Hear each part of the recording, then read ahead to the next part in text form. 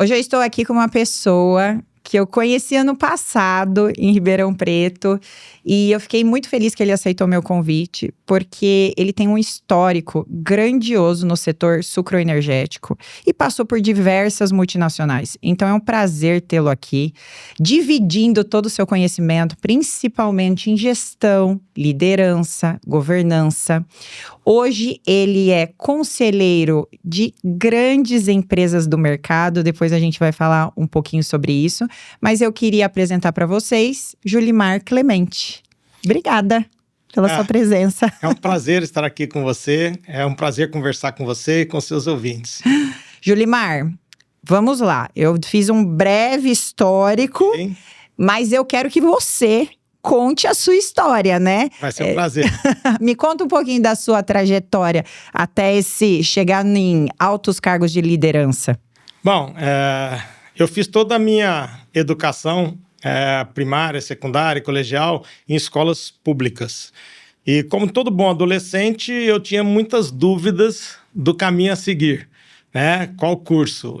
Mas eu sempre tive uma preferência pela área de exatas. Então eu pensava em engenharias, mas sem uma definição de qual engenharia, né, eu seguiria. E quando eu terminei o terceiro colegial, eu tinha uma boa expectativa, porque nas redes públicas eu sempre tive excelentes notas.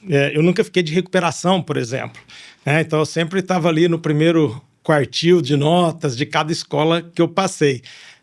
Não por qualquer dom acadêmico, mas pelo meu esforço e pela minha dedicação. Enfim, eu fui prestar vestibular e eu escolhi várias engenharias. Engenharia elétrica, engenharia de produção, engenharia mecânica, né? Sem saber muito ali qual seria o meu destino. E escolhi as melhores faculdades públicas, porque o meu contexto familiar não me permitia, naquele momento, ir para uma faculdade privada. Enfim, eu prestei Unicamp, prestei Jabuticabal, prestei Piracicaba, Ilha Solteira e todas as outras. Bom, para o meu primeiro aprendizado, né, pós-colegial, não passei na primeira fase de nada. Se frustrou? Me frustrei, foi um choque, né, de realidade. E aí o caminho foi, vou fazer cursinho. E aí eu fui fazer o cursinho, né, numa das boas empresas do ramo, e tive outro choque de realidade. Na primeira semana de cursinho, eu tive uma impressão e um mês depois eu tive uma certeza. Que eu estava num outro planeta e as pessoas falavam outra língua. Né? Porque a distância era tão grande daquilo que se ensinava ali, do que eu tinha aprendido até então, que era desesperador. E qual foi a estratégia que eu usei? De ter que estudar mais, de ter que focar disciplina, né? Para que eu continuasse, de alguma forma, naquele processo que era o caminho. Mas você tinha muito definido o que você queria, né? Eu tinha definido que eu queria me formar. Tá. Né, em área de exatas, escolhendo ali entre uma das engenharias. Bom, 6 meses de cursinho, você tem outros vestibulares. De novo, não fui aprovado em nada. Né, e já seria motivo suficiente para eu desistir. Mas desistir não era uma opção. Né? Nunca foi na minha cabeça. Enfim, eu tinha que usar uma estratégia. E eu comecei a estudar um pouco mais as opções. E um dos amigos de cursinho me falou de Viçosa, que era uma faculdade excepcional, federal, que era um pré-requisito importante para mim, né? Uma faculdade pública. E ele falou de agronomia e me explicou, como eu não conhecia Viçosa, que Viçosa tinha o mesmo nível, a mesma procura que Exalc, que Alfenas, enfim. Mas a hora que eu olhei o candidato vagas, eu já desisti ali, né? Falei, 30, 40, não vai dar. Passar. E fui olhando outros cursos. E tinha um curso novo, relativamente novo no Brasil, que era engenharia de alimentos. E quando eu olhei candidatos vaga, aí eu falei, agora, 3-1. Eu falei, em 2 eu tenho que bater. Né? De 2 eu ganho. E aí assim foi a minha opção. E você montou a sua estratégia. E montei a minha estratégia. Me permitiria estar numa faculdade pública e cursar exatas. E deu certo a estratégia. Né? Primeiro eu fui descobrir onde era Viçosa, 900 quilômetros aproximadamente de Ribeirão Preto. No mapa, né? Porque não tinha nem internet. E aí eu fui entender o que era engenharia de alimentos. que na realidade, como toda engenharia, os 3 primeiros anos são muito próximos, são comuns, e os 2 últimos anos são específicos de cada engenharia. E Viçosa tinha uma característica interessante, porque a média lá ainda era 7,5, quando a maioria das faculdades já tinha migrado para 6, né? E engenharia de alimentos era considerado o curso mais difícil de concluir, né? Porque, como era um curso novo, você ia fazer 10 matemáticas, como qualquer outra engenharia, mas você faria as matemáticas com os estudantes de matemática no departamento de matemática. Você ia fazer física, você fazia com os estudantes de física no departamento de física, né? A estrutura da faculdade de engenharia de alimentos não tinha os seus professores específicos de cada disciplina. E isso trazia um grau de complexidade absurdo, né? Porque você ia treinar basquete com jogadores da NBA, vamos dizer assim. Sim. Quando você ia fazer física com estudantes de física, né? Ou matemática com estudantes de matemática. Então, de 40 alunos que entravam no curso, 16, 14 se formavam, em média, né? Quando você entrava e encontrava os veteranos, você passou em quê? Engenharia de alimentos. Eles davam um sorriso largo, né? Tipo, bem feito. Mas, enfim, então foi isso. Foi assim que eu fiz a minha opção profissional e assim que eu encontrei a minha estratégia de começar a estudar numa faculdade pública. E aí você foi ser trainee da Cargill, onde começou toda a sua trajetória profissional. Exatamente.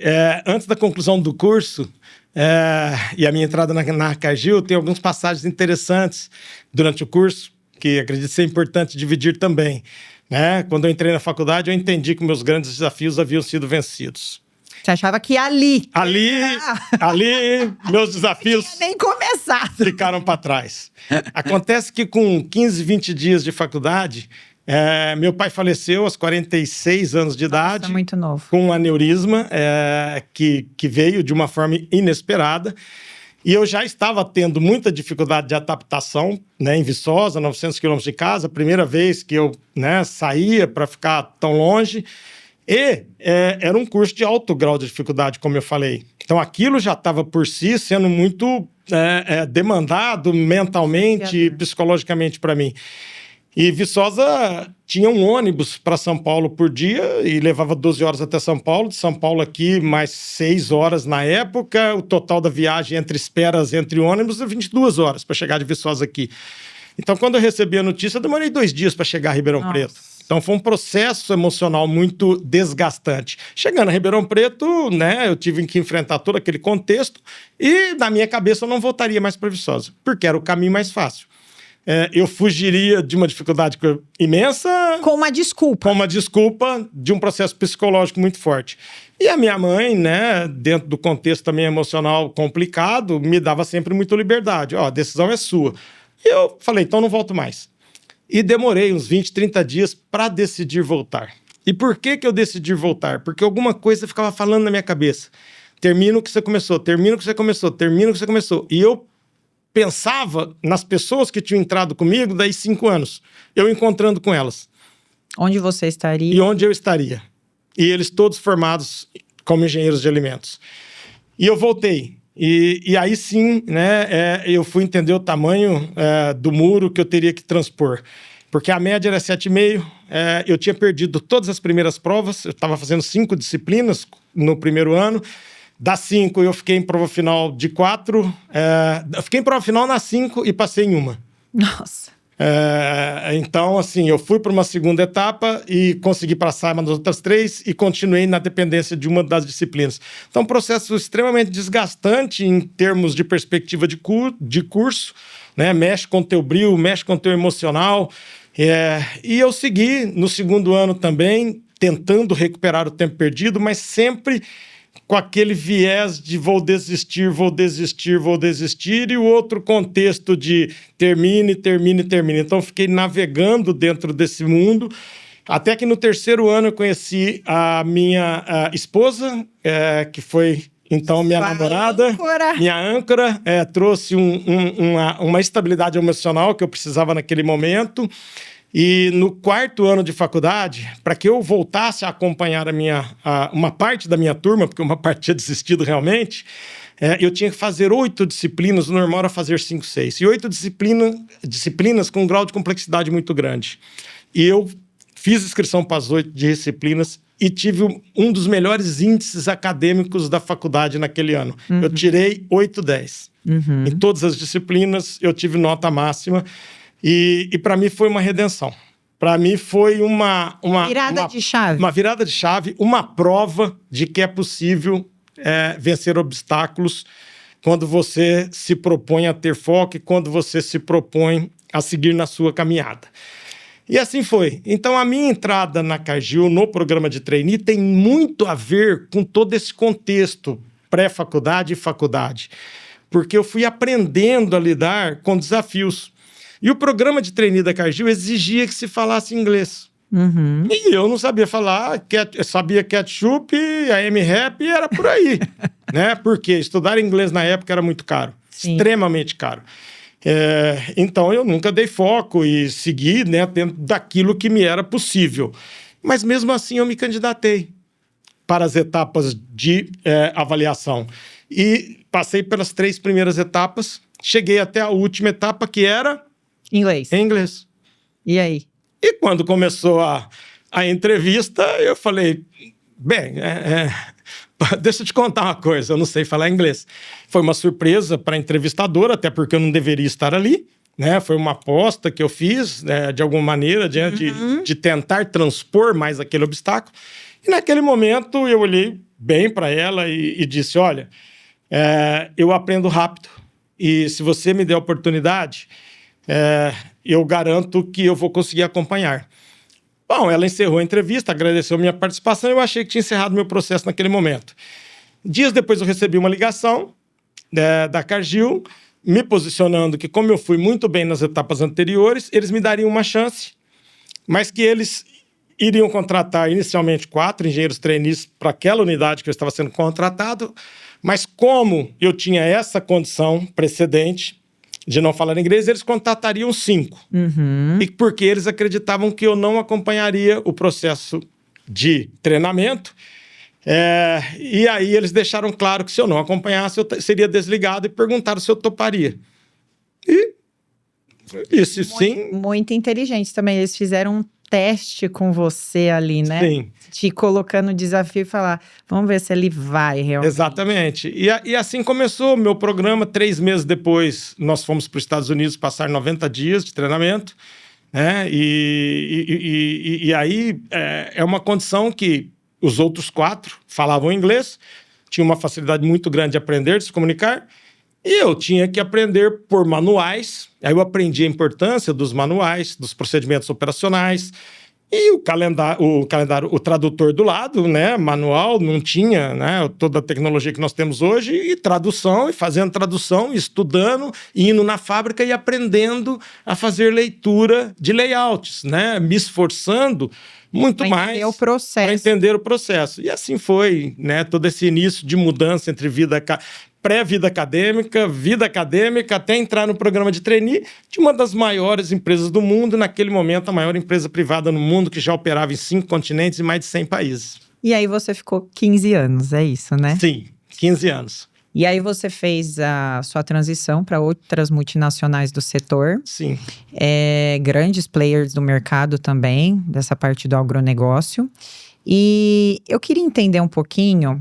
O que você acha, assim, dos diferenciais dessas empresas em termos de treinamento, processo, procedimento?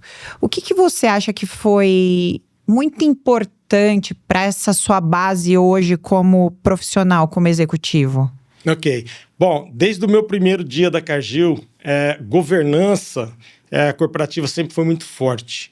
A questão de ter segurança operacional como um valor, segurança, saúde, meio ambiente, a questão de você trabalhar com manuais, com procedimentos operacionais, com indicadores. E por que isso é muito forte na Cargill ou em qualquer multinacional? Por operar em vários países, em vários continentes, em culturas diferentes, a empresa ela precisa se certificar que ela tenha um padrão, que ela possa se aproveitar dos aprendizados locais, mas que ela possa controlar os seus riscos é baseado em cada cultura que ela está inserida, em cada condição legal que ela está inserida. Então, governança sempre foi muito forte dentro das multinacionais, né? Então, eu tive a felicidade de já começar a minha carreira dentro desse processo. E quando eu faço o programa de trainee da Cargill, pós-programa de trainee, eu vou para uma fábrica que estava em construção, que é a fábrica de processamento de milho por via úmida. Então, lá em 89, 90, eu começo a participar da construção de uma fábrica que iria fazer açúcar de milho, né? Que iria fazer amidos. Então, uma fábrica, naquele momento, com 85% de automação, toda em aço inox, então um conceito bastante moderno, né, para a condição da época. E isso foi muito enriquecedor. E muito mais enriquecedor, tanto quanto desafiador, é que, ao entrar em operação, todos os engenheiros trainees foram para a condição operacional. E eu fui ser operador de campo, dentro de um contexto de turno, revezamento de turnos, 6x2, turnos alternados, né? Você ficava 6 dias de manhã, folgava, voltava à noite, folgava e voltava à tarde. A cada 45 dias, você folgava um final de semana. E você, com 24 anos... pensando em tudo, menos em trabalhar sábado, domingo, feriado, dia santo, Natal, Ano Novo. Com certeza. Quando todos os meus colegas estavam indo com seus para boate, para as festas, eu estava colocando bota, capacete e óculos para trabalhar. Mas com propósito. Com propósito, e sempre lembrando de todos aqueles obstáculos lá atrás. Aquilo me dava força para também vencer esse momento. E, inicialmente, nós tínhamos expectativas de ficarmos ali 6 meses nos turnos. Não, olha, vocês são engenheiros, vocês vão trabalhar na operação, no chão ali, no primeiro nível da operação e tal. E esse processo é rápido. 5 anos. 5 anos, né? No melhor momento da tua vida enquanto perspectiva. De curtir, de aproveitar. Aproveitar. Formei. A juventude. Formei, agora vou curtir a vida. Não, estava indo trabalhar. Mas é enriquecedor esse momento de turno. Por quê? Dentro da condição de operador de campo, existe todo um processo de aprendizado que você tem. Né? Como que esse nível se comunica com os demais níveis da organização. O quanto é importante a comunicação chegar até a base da organização. E quando ela não chega, como você se sente? Como que você se insere num processo onde você tem poucas informações? E aí fui ser operador de painel na sequência, que hoje seria o operador de COI, o operador de COA, né? Então, naquele momento, chamava operador de painel, né? De operador de painel, aí eu fui promovido a chefe de turno, dentro de um processo longo. E o supervisor de turno. E o supervisor de turno, ele comanda a fábrica como um todo. Então, ele tem mais de um gestor, porque a fábrica era dividida em 4 gerências. Então, o supervisor de turno, assim como nós temos hoje o nosso líder de frente, né? Ele responde para mais de um supervisor. Então, eu respondia para mais de um gerente. E aí começam alguns insights importantes, pensando na construção do processo de gestão que eu trilhei a partir daí. O que eu comecei a perceber? Que aquele gerente, que ele tinha um conhecimento além da própria área, ou seja, ele estava na área de moagem, mas ele conhecia manutenção. Ele também conhecia a parte administrativa. E ele também navegava muito bem pela parte financeira. Esse gerente, ele era mais assertivo. Ele dava respostas mais precisas. Aquele gerente que ele só era bom na área que ele estava, ele normalmente estava nervoso, ele normalmente estava correndo muito e normalmente ele era indeciso. Então aquilo começou a me mostrar o quanto era importante você, evidentemente, conhecer muito bem do que você faz, mas você conhecer todas as áreas da empresa. Você entender o contexto em que você está inserido. E aí vem a minha realidade. Eu olhava para a manutenção e eu não tinha conhecimento quase nenhum em manutenção. E eu, naquele momento, tomei uma decisão. Falei, eu não quero ser um gerente dentro desta condição, né, técnica. E aí, quando eu recebo a proposta para sair do turno, finalmente, depois de 5 anos, longos anos, eu peço para ter uma oportunidade na manutenção, que tinha uma vaga de supervisor naquele momento. E foi um susto para todos os meus colegas e meus pares. porque parecia que eu estava dando um passo atrás na minha carreira como pessoa de operações.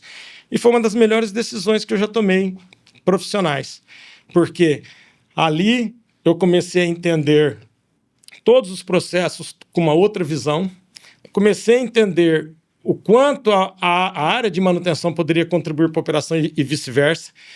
Fiz um processo de treinamento onde eu levava os operadores para trabalhar na manutenção por 12, 24 meses e levava os mecânicos para serem operadores por 12, 24 meses e fazia o treinamento desse pessoal.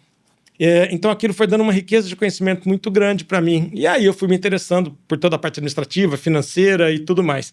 Então foi esse o contexto todo, e na Cargill eu passei por 4 unidades de negócios diferentes. Então o fato de eu ter aprendido a navegar e aprender áreas afins e dentro de um contexto da empresa como um todo, me facilitou navegar por processos diferentes também. E como que foi? Porque você foi CEO do Grupo Santa Terezinha. Sim. E você chegou num momento bastante complicado do grupo. É cliente nosso, eu sou super fã deles. Mas eu lembro a intensidade de uma época que eles estavam, que assim... E eles mesmos, os diretores falavam para mim, o nosso negócio é fazer usina. Sim. E eles começavam, uma usina atrás da outra, uma usina atrás da outra. E eu ficava assim, na época eles já estavam com as 9, acho, né? Chegaram até 9, depois voltou. 10 no Paraná e uma em construção no Mato Grosso do Sul. Exatamente. E eu falei, nossa, eles estão, né? O passo deles é muito acelerado. Mas... né, aconteceu, sim, né, tiveram problemas de gestão, eu acho que resumidamente, sim, e você chega nesse contexto complicado porque era a família que estava ali, né? Sim. E você tirou a família. Não, na realidade, foi uma decisão em equipe. E a minha ida para o grupo ela é muito interessante, porque quando eu saio da Cargill, eu passo pela Yara, uma empresa norueguesa, que naquele momento era um braço da Norsk Hydro, né, uma petroleira norueguesa, eram os mesmos acionistas. Depois houve a separação para a Yara Fertilizantes. Enfim, mas era um contexto de uma grande multinacional também. Ali eu tive grandes aprendizados, né? A Cargill me mostrou muito a importância da governança, a importância da área de controladoria, né? Já com a Yara, eu aprendi a importância da logística, a importância de você entender muito bem seus custos fixos, custos variáveis, né? Tive a oportunidade de trabalhar com complexos portuários e tudo mais. Quando eu vou para a Lindsay, eu tenho a oportunidade de, pela primeira vez na minha carreira, trabalhar como fornecedor. Então, eu mudo de lado na mesa. Eu deixo de ser cliente, vou ser fornecedor de equipamentos. A Lindsay é uma das maiores empresas de irrigação do mundo, né? Ela concorre com a Vale e Valmont em percentuais iguais a nível mundial, tem sede em Nebraska. Então, a Lindsay me deu essa condição de entender o outro lado.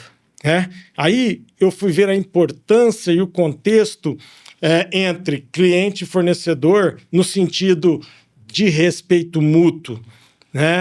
O horário meu enquanto cliente não deveria ser mais importante do que o do meu fornecedor. Entendi. Muitas vezes eu marcava uma reunião às 2 da tarde e ia ser atendido às 4, 5 horas da tarde.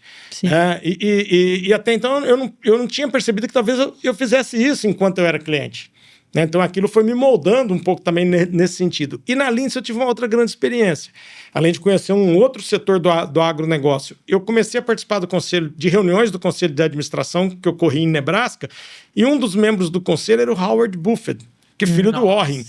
Então eu tive a oportunidade de sentar com um cara desse naipe na mesa, em todas as reuniões que eu participava, a cada 3 meses, e absorver todo aquele contexto da importância dos conselhos, de postura dos conselheiros e de quanto você pode aprender dentro desse processo.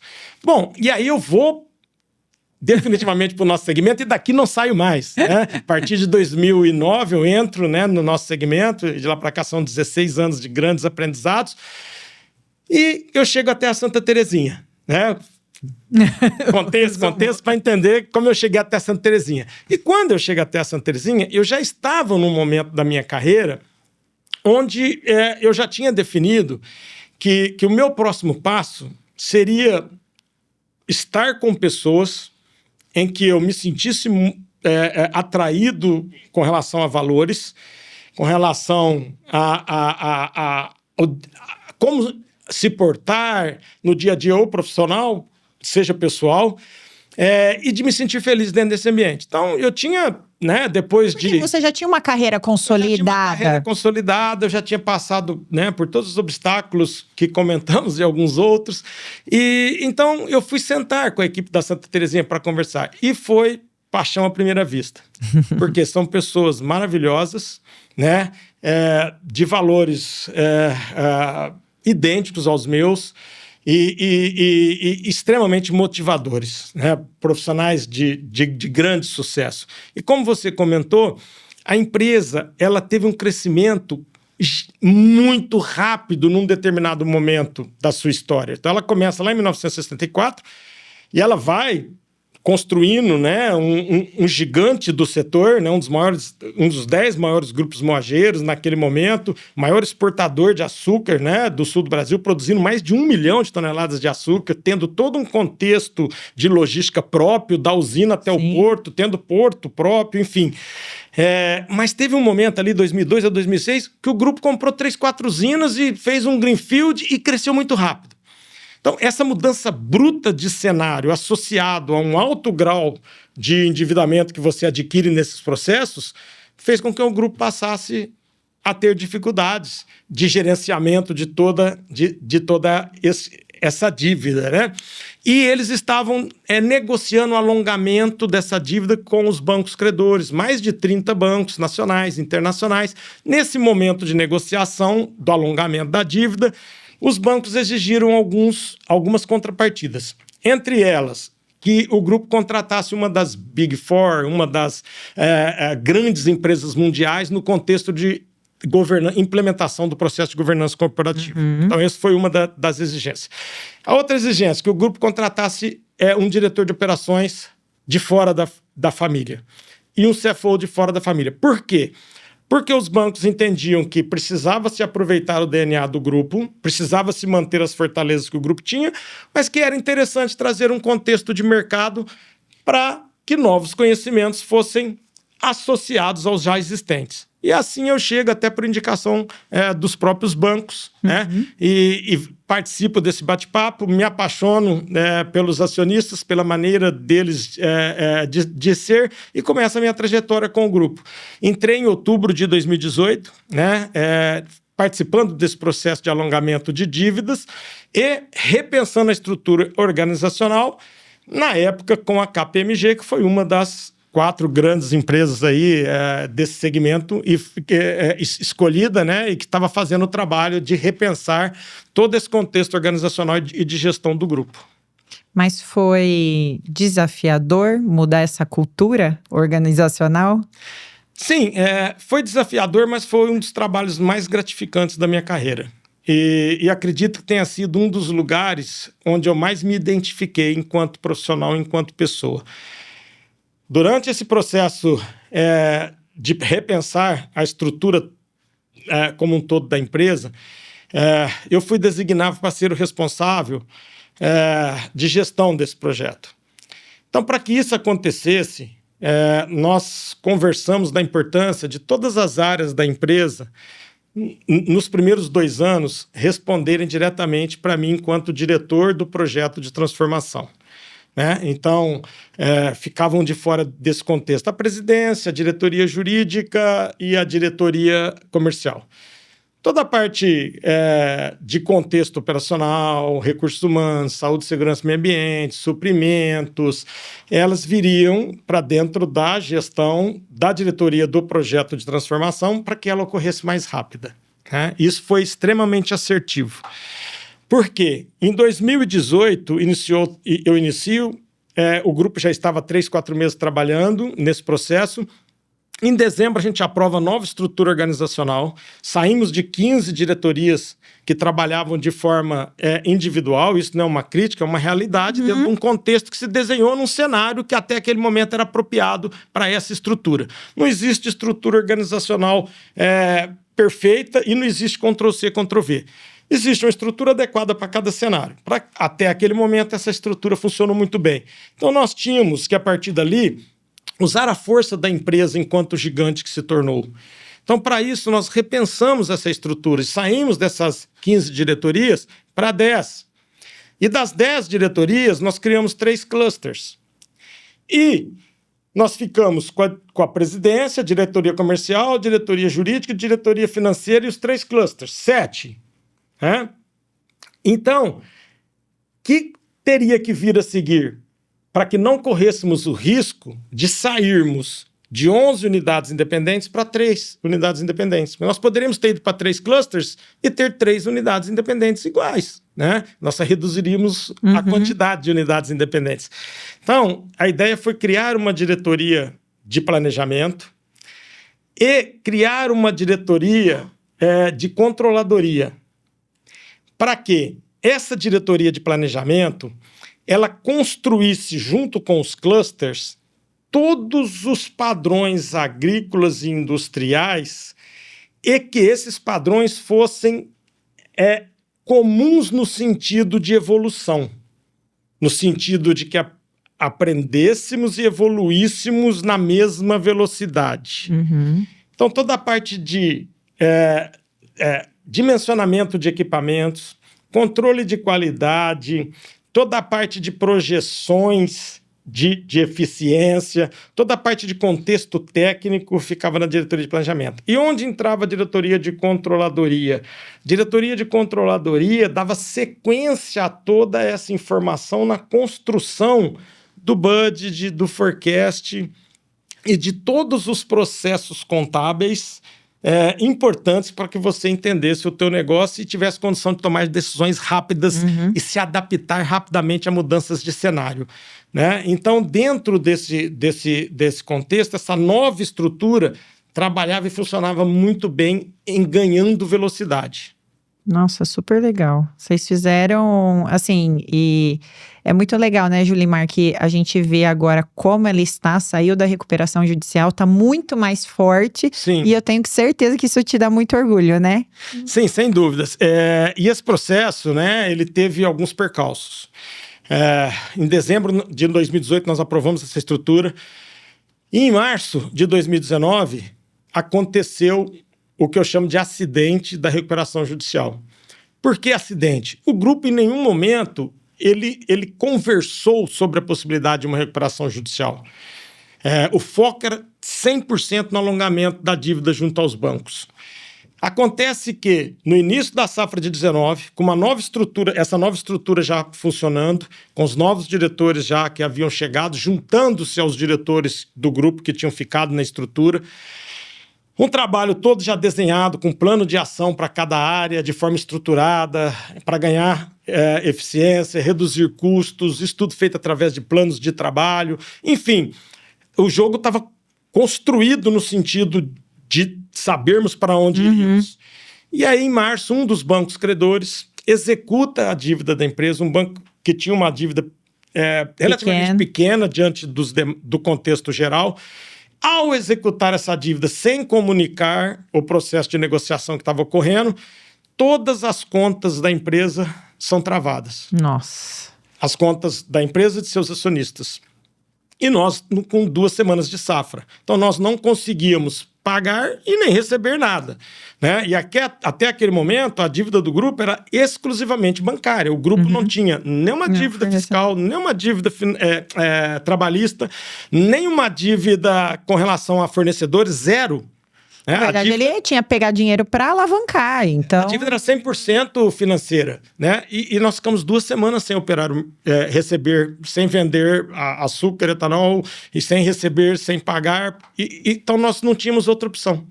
A recuperação judicial foi a única saída. Então, nós fomos empurrados para uma recuperação judicial. Nossa. E o que mudou para nós? Nada. Por quê? porque o plano estava desenhado. A estrutura estava montada. O caminho estava muito claro para todos nós.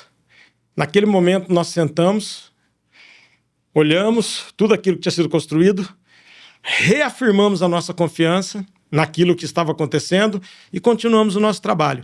Revertemos no primeiro ano, fechamos 2018, quando iniciou todo esse processo, nós fechamos o ano com um lucro operacional por volta de 280, 290 milhões negativo.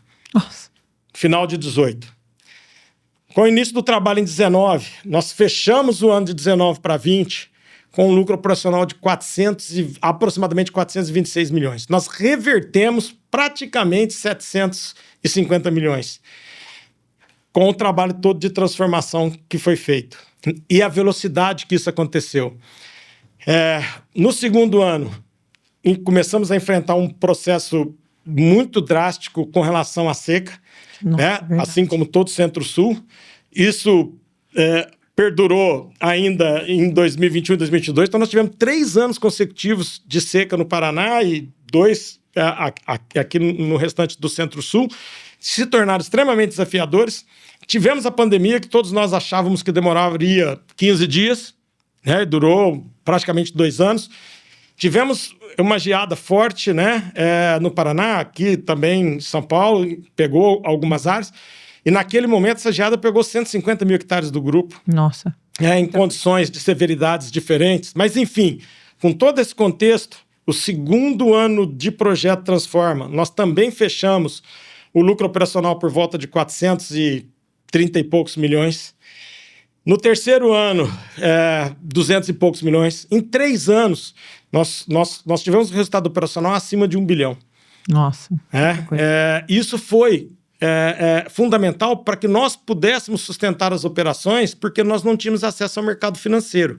Uma vez em RJ, né, eu disse, não mudou nada daquilo que nós tínhamos nos proposto a fazer, mas mudou com relação ao teu contexto de financiamento, porque a partir do momento que você entra em recuperação judicial, você não tem acesso ao mercado financeiro, então você tem que sustentar as suas operações com o teu próprio condição operacional. Então, isso foi feito. E durante todo esse processo, nós conseguimos implantar uma fábrica de MPB que produzia, naquele momento, 1 milhão de mudas mês, 11 milhões aproximadamente de mudas ano. Por que isso era importante? Porque o nosso perfil varietal naquele momento era muito concentrado. Né? Você tinha disponibilidade de mercado? Tinha, mas você não teria velocidade e teria um custo muito maior. Né? E nós tínhamos que proteger o caixa. Nós fizemos um projeto de vinhaça localizada. Nós fizemos o projeto onde nosso plantio começou a ser feito todo com composto orgânico em profundidade. Nós fizemos uma planta de adubação foliar e nós implantamos todo um conceito de gestão de construção das áreas de recursos humanos, das áreas de saúde, segurança e meio ambiente, área de suprimentos, controladoria, área financeira, enfim, nós construímos todo o processo de governança do grupo, implementamos processos sucessórios, implementamos planos de avaliação, construímos processo de remuneração de curto e longo prazo. Então foi um projeto Isso é muita coisa. Maravilhoso, né? E que teve uma conclusão ainda mais bonita, que foi a nossa saída do processo de recuperação judicial. Protocolamos o pedido em maio, junho de 2023, foi aprovado no início de 2024. Então foi um contexto de muita luta, mas de muita união, de muito trabalho em equipe e de crença em bons valores.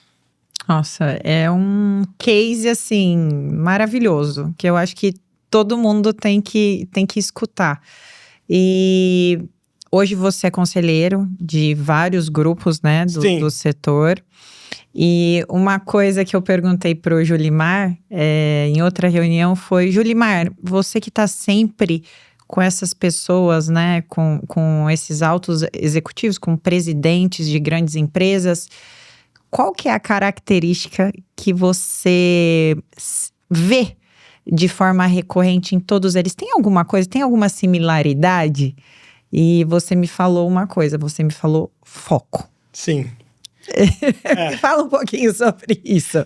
Essas características, né, como a gente conversou, eu fui adquirindo desde lá de trás, na minha percepção de como eram os meus gestores, né, e de que eu entendi que eu, quando gestor, deveria ter também, né, dessas características, mas dentro desse contexto de alta gestão, dentro desse contexto de eu ter a felicidade hoje de participar de vários conselhos de administração, uma característica que é comum em empresas vencedoras é ter processos de governança muito bem estruturados.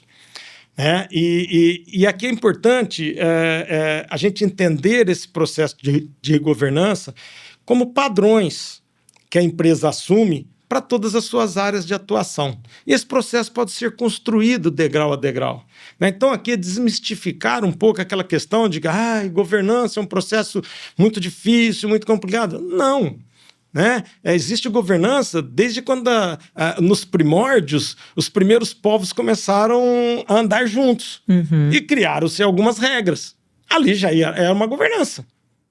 E de lá para cá esse processo vem se aprimorando, né? E dentro do contexto empresarial isso vem tomando forma.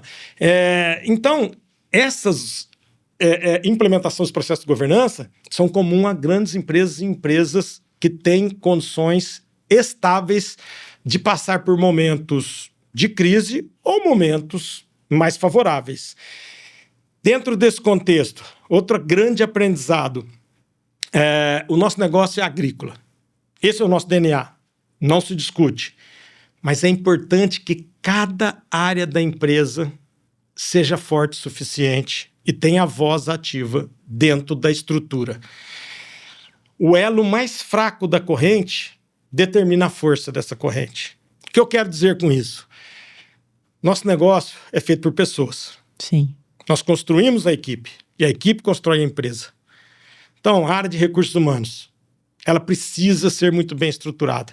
Ela precisa ter importância no contexto de estrutura organizacional para se sentir à vontade de implementar, de participar e de construir. Saúde, segurança e meio ambiente, idem. Porque você precisa garantir que você tem controle dos seus riscos e tem zero acidentes com pessoas, com seus equipamentos e com o meio ambiente. Você não pode se expor a riscos reputacionais porque você estaria inserido num contexto de acidentes em qualquer que seja a área em questão. Grandes empresas mundiais passaram momentos de grandes dificuldades a partir de acidentes que tiveram. Sim. Tendo aí Macondo, no México, né? Acidente de vazamento de petróleo, Piper Alpha, no norte da Noruega, se eu não estou enganado, Chernobyl, enfim, né? Texas City, grandes acidentes que colocaram os seus acionistas e as empresas em condições complicadas a nível de gestão, a nível reputacional, com custos imensuráveis, né? Com relação a todo esse processo. Então, governança, a condição de você investir, né, em processos seguros e ter uma área de recursos humanos que faça todo o suporte para que você realmente tenha suas áreas operacionais e financeiras, né, dentro de um processo alinhado com toda essa construção. Né? Só para finalizar esse meu pensamento, eu costumo dizer o seguinte: se você me contratar para avaliar uma empresa, falar, Julimar, quero que você avalie uma empresa e eu penso em comprar essa empresa. Só que você só pode fazer uma pergunta.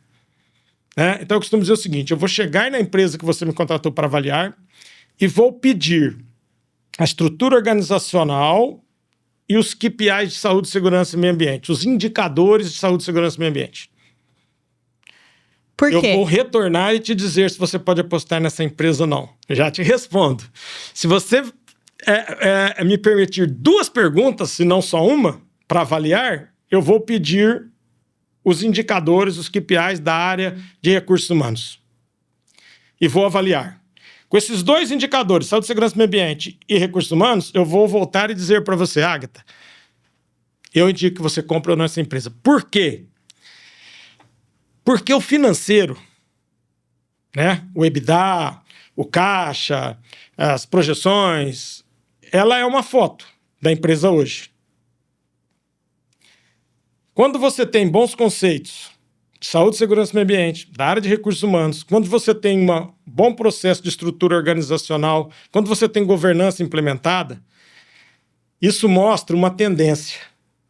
Isso já é muito mais um filme. Eu, com 36 anos de experiência, não conheço nenhuma empresa que tenha esses processos bem fundamentados e implementados e que tenha passado ou que esteja em dificuldade financeira. Não sei se você pensar aí ao longo da sua trajetória. Sim. Não, é verdade. Então, esse é um pensamento que me direcionou muito enquanto gestor, que fez com que eu construísse estruturas onde essas áreas tivessem a sua importância e fossem fortalecidas.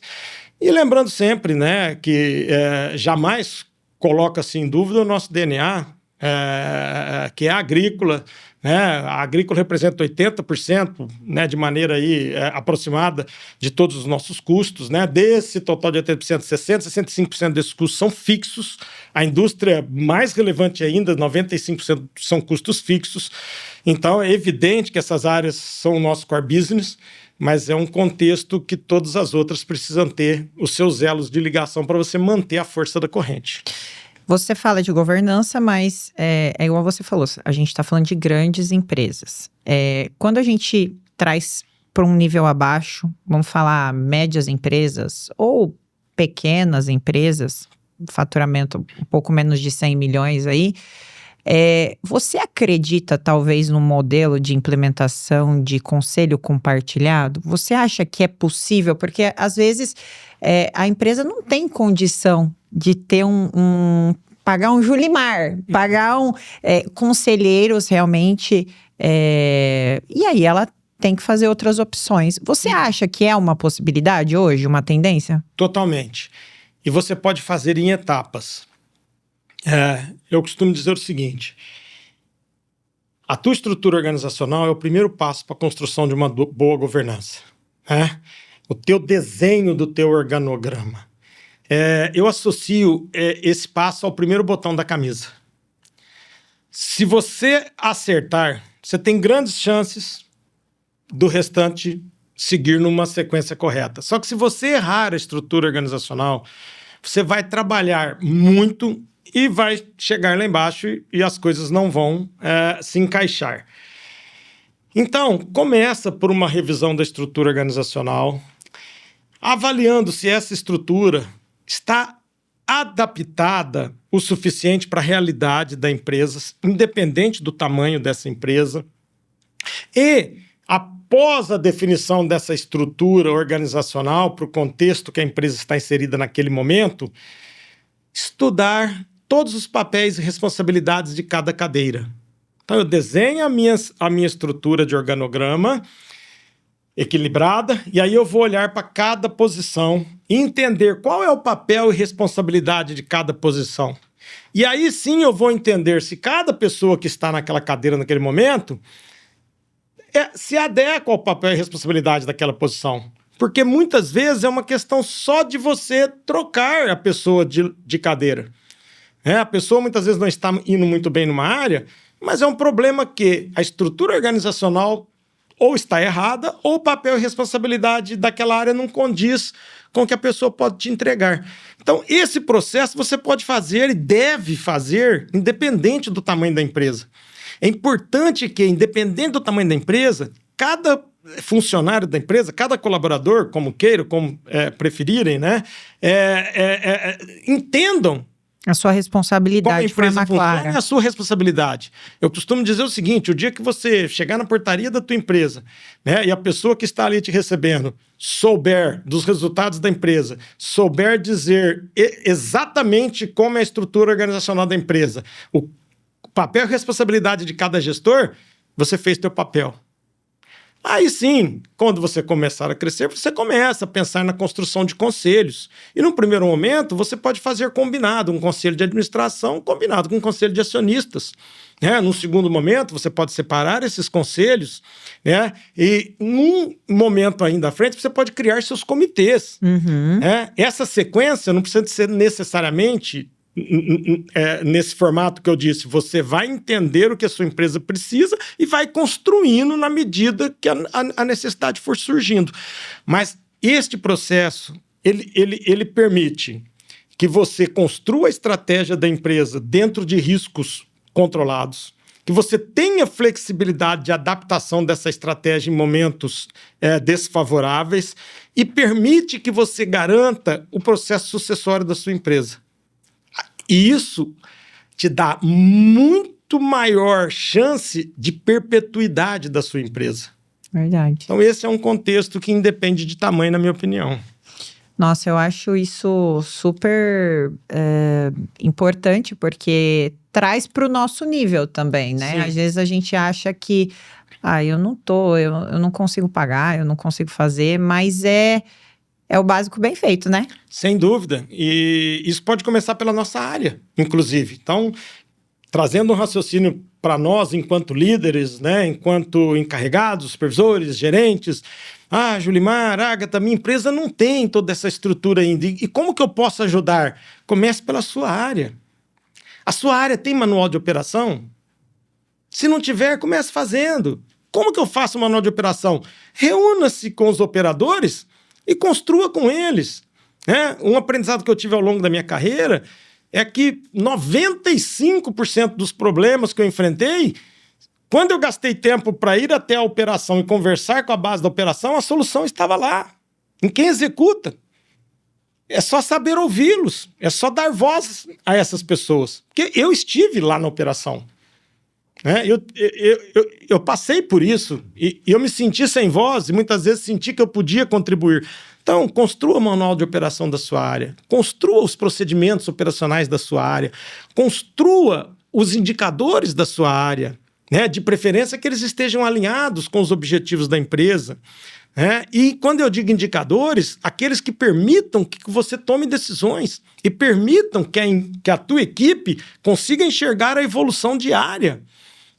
Então, se você vai pôr uma meta de colhedora dia, a eficiência da tua colhedora dia, coloque a meta dia, não coloque a meta safra. Por quê? A meta você constrói dia a dia. Sim. Julimar, mas eu tenho um sistema de automação, eu posso colocar inclusive online. Então, coloque a meta a hora. Uhum. Mas esse é o primeiro passo. No dia seguinte, quando você chegar para trabalhar, você líder, você supervisor encarregado, reúna a equipe rápida e fale do resultado do dia anterior. Pessoal, ontem a nossa meta era X, olha aqui que legal, fizemos a meta Y. Tem que comemorar também os pequenos, vamos falar assim, os feitos. Você Comemorar e cobrar na proporção correta para cada contexto. Por exemplo, eu tenho 5 máquinas colhendo. Eu bati a meta. Então, parabéns a todos e tudo mais. Só que aí, no decorrer do dia, eu vou ter uma conversa com a Agatha. Porque, embora nós tenhamos batido a meta, a Agatha ficou abaixo. Uhum. Então, aí é uma conversa de contexto para entender como eu posso ajudar enquanto líder, enquanto supervisor. E aí, sim, todos vão entender que o líder está ali trabalhando para o bem da equipe. Porque é aquilo que eu falo, quando trabalhamos em quartil, você tem primeiro, segundo, terceiro, quarto quartil, você coloca todos os teus KPIs de cada que seja a tua área ali nesses quartis. Quando você trabalha aqui no primeiro quartil, a chance de melhoria ela é menor do que você trabalhar no último quartil. Porque enquanto aqui você tem uma máquina colhendo aí em média 800, 900, aqui você tem máquina colhendo 300, 400. Então, se você trabalhar aqui, você dobra a tua produção. Se você trabalhar aqui, você vai ganhar quanto? 80, 90, 100? Então, esse entendimento, a liderança precisa ter. Construa a governança à sua volta, construa bons indicadores à sua volta, e aí esteja com esses indicadores interligados ao contexto que a empresa tenha como objetivos, e isso começa a ser construído e é um processo. É muito interessante porque, escutando você, a sua história, todo esse processo, em nenhum momento eu vi você se valorizando no sentido de falar, eu fiz. Não, você colocou sempre o trabalho em equipe. Sim. Então, o líder é isso, né? Exatamente. É você juntar essa equipe, pegar o melhor de cada um e transformar em resultado. Exatamente. Esse é um grande aprendizado que eu tive, começando aí na base de grandes organizações e galgando cada uma das etapas. E de que o líder, enquanto presente, ele inspira. Né? Existe um grande paradigma entre, olha, mas se eu sou gerente, se eu for lá no campo, eu vou bypassear o meu supervisor, ou eu vou bypassear o líder de campo, o líder industrial. Não se você fizer da forma correta. Né?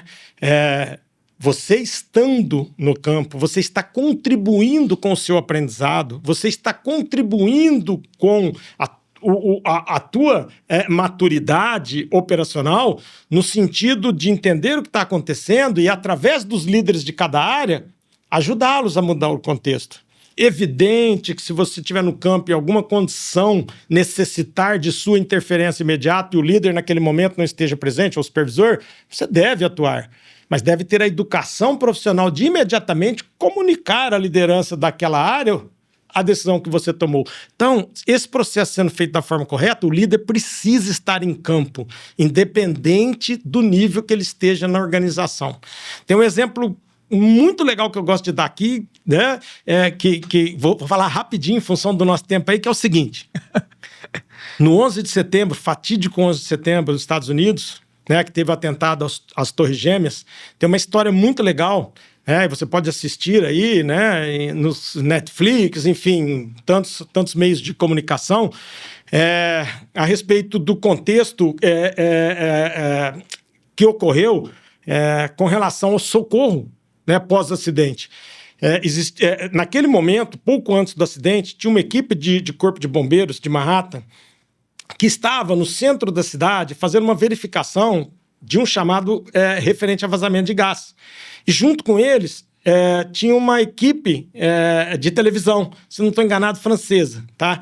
E essa equipe estava acompanhando o trabalho desses bombeiros para entender contexto e fazer uma entrevista com eles. E naquele momento eles escutaram um barulho de avião. E aquela área era uma área que não era a área de rota de aeronave. E aí a pessoa que está filmando imediatamente vira a câmera. E é uma das únicas imagens que se tem do que ocorreu. Porque ele percebeu que era uma coisa anormal, sem entender o que estava acontecendo, virou e aí que ocorre o primeiro impacto. Quando ocorre o primeiro impacto, essa equipe de corpo de bombeiros foi a primeira a ir para o local. E eles entram todo na torre. E tinha uma outra equipe que foi chamada. E ela, na sequência, também entra. Uhum. E aí vem o segundo impacto. Os dois comandantes, cada um de uma equipe, eles têm autonomia com relação a decisões com a sua equipe, né? Essa é uma regra. E o primeiro comandante que tinha entrado junto com a equipe, imediatamente chama todos no rádio e ordena que todos deixem o local. A segunda equipe, o comandante não estava presente. Ele estava do lado de fora. E ele ordena para que eles também saiam. Essa primeira equipe seguiu seu comandante e saíram imediatamente. A segunda equipe, a segunda pessoa de voz de comando estava, mas não o comandante. E ele diz no rádio para os outros bombeiros, não vamos sair, porque tinha muita gente ali precisando de socorro. E ele diz, o comandante não está aqui conosco. Ele não está vendo o que está acontecendo. Nós vamos continuar para salvar a vida. E quando a primeira equipe sai, desmorona as duas torres. Então, por que eu contei?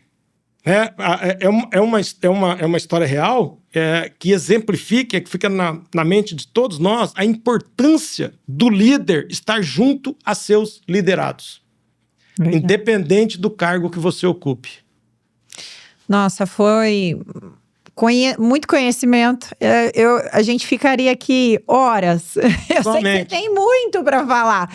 E numa próxima oportunidade a gente continua, porque assim, a governança, nossa, tem... Se for entrar no mérito, né, de tudo, de gestão, dá horas de conversa. E eu adoro aprender a cabeça de vocês, líderes, de entender um pouquinho mais desse lado da mesa.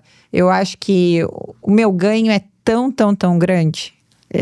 De verdade, de sabedoria, de conhecimento, de experiência. E eu gosto de absorver assim de canudinho. Então eu tô aqui na cadeira de aprendiz sempre. Legal. Então assim, Julimar, muito obrigada pelo seu tempo. Foi um prazer tê-lo aqui.